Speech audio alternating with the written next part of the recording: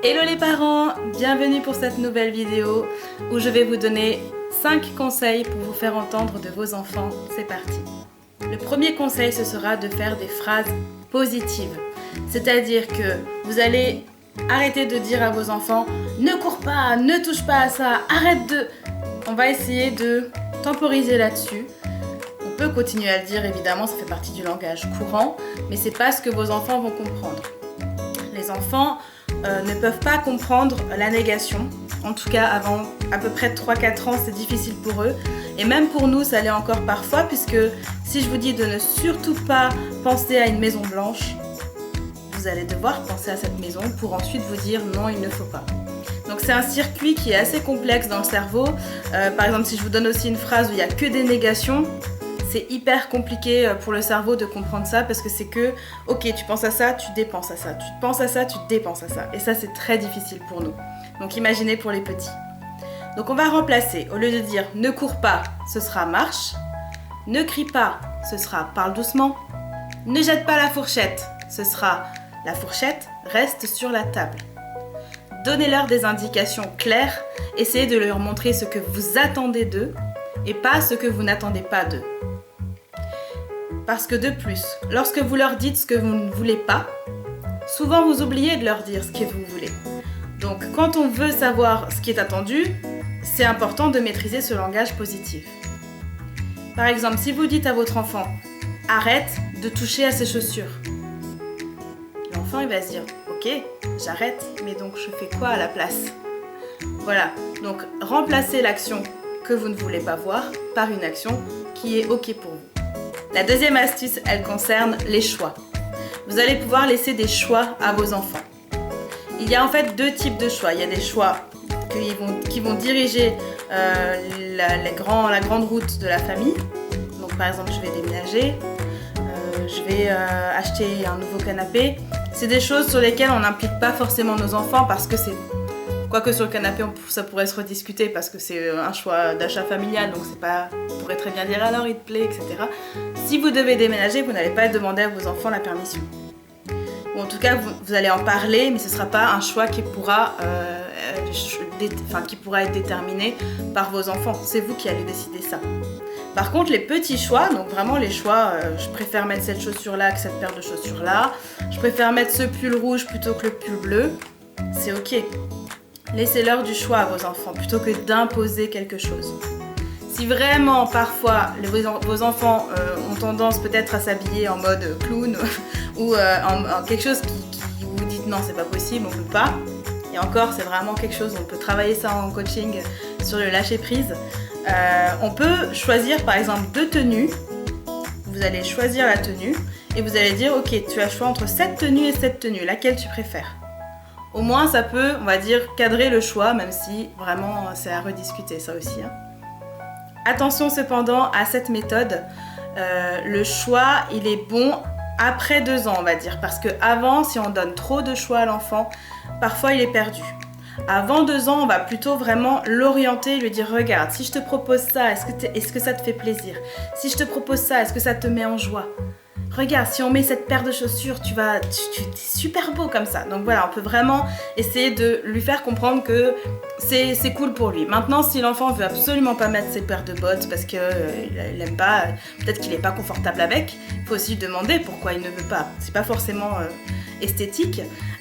Et bien, une fois qu'on a le pourquoi, on peut se dire bon, effectivement, si t'aimes pas marcher avec cette paire de chaussures parce qu'elles te font mal aux pieds ou autre, eh bien, ok, dans ce cas-là, il faut écouter quand même l'enfant et se dire, bon ben, si ça ne convient pas, on laisse tomber et on passe sur une autre paire.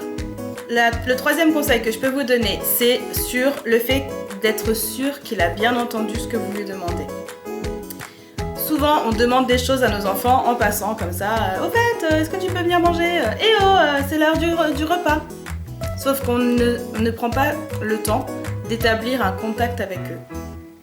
C'est-à-dire qu'on va être vraiment dans le quotidien où on est déjà très pressé, on a déjà beaucoup de choses à penser, donc on ne pense pas forcément à se dire ok là je vais me poser 2 minutes, il faut que je dise à mon enfant de venir à table. Comment je dois m'y prendre? Je dois essayer d'établir un contact visuel avec mon enfant, peut-être même physique. C'est-à-dire que la première chose, c'est le contact visuel. Je me mets à sa hauteur et je lui dis « Hé, dis donc, tu sais que c'est l'heure du repas maintenant? Est-ce que tu veux venir manger avec moi? Oui? Allez, on y va. » À la hauteur, à sa hauteur. On se rebaisse, on se met à sa hauteur. Sachant que quand on fait ce mouvement avec le corps, au final, on s'élève par l'esprit. Ça, c'est encore autre chose qu'on pourra développer également en coaching. Je me mets à leur hauteur pour que l'enfant puisse m'écouter. Je me mets à sa hauteur pour qu'il puisse m'écouter.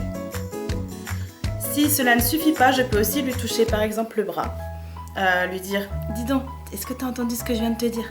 Parce que tout à l'heure je disais c'est à table mais je t'ai pas vu arriver, qu'est-ce qui t'arrive ?» Peut-être aussi, et ça va être mon 4e conseil, peut-être que l'enfant ne vous a pas entendu parce qu'il est dans un moment de jeu.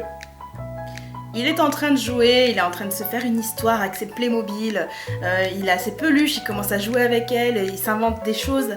C'est génial, c'est fantastique, c'est son monde imaginaire. Et là, d'un seul coup, eh oh, c'est à table. Ça va pas matcher. L'enfant, il a tellement envie de jouer que de l'enlever de jouer pour une chose aussi nécessaire et vitale que manger va pas du tout l'intéresser à ce moment-là. Donc, l'idéal, c'est de vraiment terminer cette phase de jeu avec lui tranquillement. Dire ok, bien, ah oui, le capitaine, il est là, ah, ok, d'accord. Et si le capitaine, il avait faim, est-ce qu'il viendrait manger? Oui, est-ce que tu sens dans ton ventre que tu as faim? Voilà, commencez tout doucement à l'amener vers le repas sans hurler contre lui, ça ne servira à rien. Enfin, le 5e conseil que je vais vous donner, c'est de demander les choses sous forme de jeu à vos enfants. Au lieu de se dire « Maintenant tu ranges, maintenant tu commences à faire ça », on va dire « Tiens, on va commencer par les jouets bleus. Les jouets bleus, ils sont tous dans les bacs, c'est bon? Ok. Les jouets rouges. » Peut-être comme ça. Peut-être aussi les Playmobil d'abord. Allez, on ramasse tous les Playmobil. Et effectivement, il faut que vous soyez quand même avec eux, surtout sur une longue période, on va dire, parce que c'est important que vous le fassiez avec l'enfant. Ranger, si vous montrez que c'est quelque chose de contraignant, eh bien votre enfant n'y adhérera pas. Au début, il va le faire parce que justement, comme on dit, c'est sous forme de jeu, c'est cool. Mais on préfère tous déranger que ranger. Hein. On n'a pas tous l'envie de tout le temps ranger des choses chez nous non plus. Eh bien, il faut vraiment un peu l'initier, l'aider. Vous aussi, quand vous rangez, vous aimez être aidé. Donc, aidez-les quand ils rangent. Et parfois, vraiment, les enfants, ils ne le font absolument pas pour vous chercher. Ils ne le font pas exprès. Ils dérangent beaucoup de choses et en fait, après, ils se rendent compte que ils sont d'un seul coup dans la capacité de gérer parce qu'il y a trop partout et voilà. En fait, ça fait tout ça dans leur cerveau. Ça explose, quoi. Ils se disent, mince, je sais plus où j'en suis, là, il y a trop de choses partout. Donc, aidez-les et soyez vraiment dans cette démarche de bienveillance, soyez avec eux. C'est pas pour vous embêter qu'ils n'arrivent pas à ranger, ok? Ou qu'ils ne rangent pas de toute façon. Je vais vous parler d'un 6e conseil bonus qui va être de préciser vos demandes. On parlait de ranger justement. Quand je dis le mot ranger, moi je vois derrière ce qu'il y a. C'est-à-dire que je sais que c'est prendre les jouets et les mettre à un certain endroit. Prendre les Playmobil, le mettre dans ce bac. Prendre les Lego, peut-être les mettre dans un autre, même si c'est pas forcément utile. On peut aussi très bien mélanger les jeux, ça c'est pas grave. Voilà, ranger, c'est quelque chose de très abstrait. Donc essayez vraiment d'être précis dans votre demande. Je préférerais par exemple dire à mon enfant, j'aimerais avoir un passage où je peux aller de ton lit jusqu'à la porte de ta chambre sans être dérangé par un jeu. Donc tout ce qui traîne dans ce passage n'est pas ok pour moi. Et faire par exemple une fois par semaine seulement, ou même moins, une fois toutes les 2 semaines, un grand nettoyage, un grand rangement de vraiment toute la chambre. Aussi laisser-leur un petit espace de liberté. Si ça peut être leur chambre, ce serait vraiment l'idéal. De la même manière, quand je dis à mon enfant, j'aimerais que tu sois sage, sage est un mot trop abstrait. Sage, ça veut dire quoi? Alors, il faut vraiment expliquer à nos enfants, j'attends de toi que tu restes à côté du chariot quand je fais les courses. J'aimerais beaucoup que tu ne t'échappes pas et donc que tu restes avec moi à ce moment-là. Sage, quand je vais dans une salle d'attente d'un médecin, on va aller chez le médecin. J'aimerais beaucoup que tu restes sur la chaise à côté de moi. Je sais que ça va être peut-être difficile pour toi parce que tu as très envie de bouger. Moi aussi, des fois, j'ai envie de bouger. Comment est-ce qu'on pourrait faire alors pour que tu restes assis sur cette chaise? Est-ce que tu veux que je te prépare un petit cahier où tu pourras faire des dessins? Voilà. Et là, vous commencez à vraiment dire, ok, c'est ça que j'attends de toi. Ça rejoint un peu le conseil où je vous disais d'expliciter les comportements que vous attendiez et pas ceux que vous n'attendiez pas. D'accord ? J'espère que ça vous va et on se retrouve très bientôt pour d'autres conseils et d'autres astuces parentales. Au revoir!